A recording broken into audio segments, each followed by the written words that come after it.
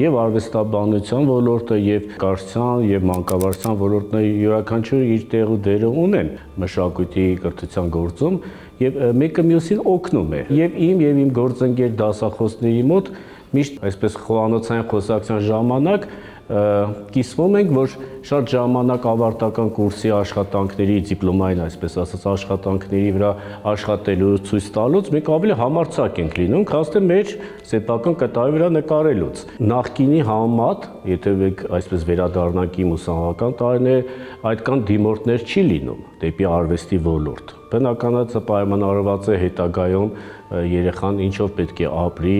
գումարի հետ կամ սոցիալական այլ հարցերի հետ, բայց եղածների մեջ գրեթե մեծ մասը նվիրյալներ են, այսօր չկա այն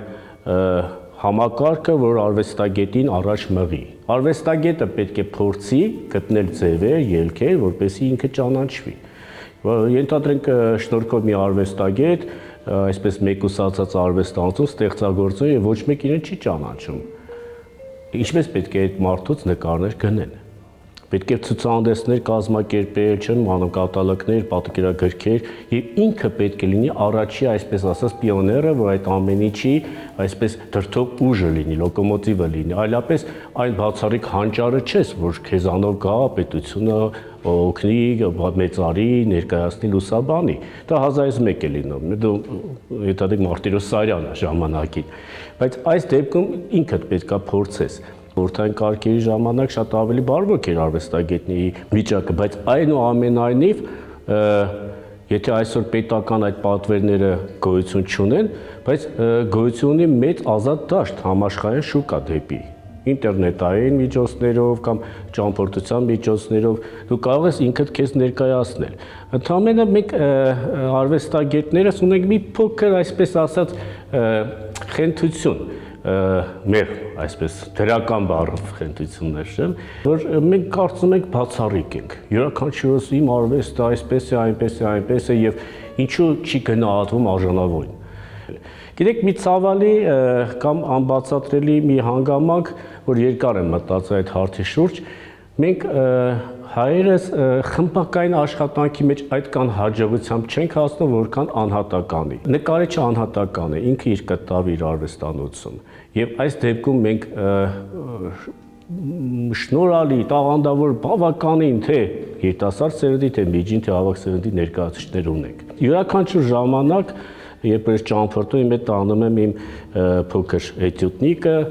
ներկերով եւ դրսում պլեներային աշխատանք եմ կատարում, սա ոչ թե վաճառքի համար, զուտ հիշողություն, հա, այս երկրից, այս քաղաքից, Փարիզ կլինի, Վիեննա, Ամստերդամ կամ որևէ մեկ այլ քաղաք։ Այդ երկրի բնակիչները իմ կողքով անցնում են, նրանք կոմպլիմենտ են անում։ Ես չեմ ասում նկարած հաջողվել է, լավն է թե վատն է։ Նրանք կոմպլիմենտ են անում, առավելևս Իտալիայում։ Ինձ բախտ է վիճակվել կես տարի ապրել Վենետիկում եւ այդ էտյուդների ժամանակ միշտ փոքր երեխան, որ չի հասկանում լավ նկար է, վատ նկար է, նա մոտենում է եւ ասում ինչ գեղեցիկ է։ Սինյոր, ինչ գեղեցիկ է։ Կոմպլիմենտ է անում։ Այդ կոմպլիմենտը ոգևորեցնող է։ Գիտեք ինչ, ամեն ինչ նյութական չի պայմանավորված։ Բայց երբ որ հանդիպում ես ինչ-որ մի անձի, որը գալիս է ասում է, ինչի համար եք նկարում, կնվիրես ինձ կամ ինձ կնկարես, ինչ-որ այս անհեթեթ հարցեր այդ ժամանակ շատ ավելի խանգարում է, քան թե ոչ։ Ես կուզեի այդ եվրոպական կրթվածությունը, այդ կոմպլիմենտի օրինակով ես բերեցի, այդ մշակույթը մեր մոտ ձևավորվի դեռ մանկապարտեզի տարիքից։ Ես առաջարկում եմ, որ երեխան մանուկ հասակից կրթվի թե տանը, թե դպրոցում։ Մեկը մյուսին պետք է լրացնի եւ կրթվի գեղարվեստական արժեքը գնահատելու սկզբունքով։ Այդ ժամանակ վստահ դա կհասնի այն բարձր մակարդակին, որ կընկալի արվեստի իրական ուժը, արվեստի իրական արժեքը եւ կգնահատի այն։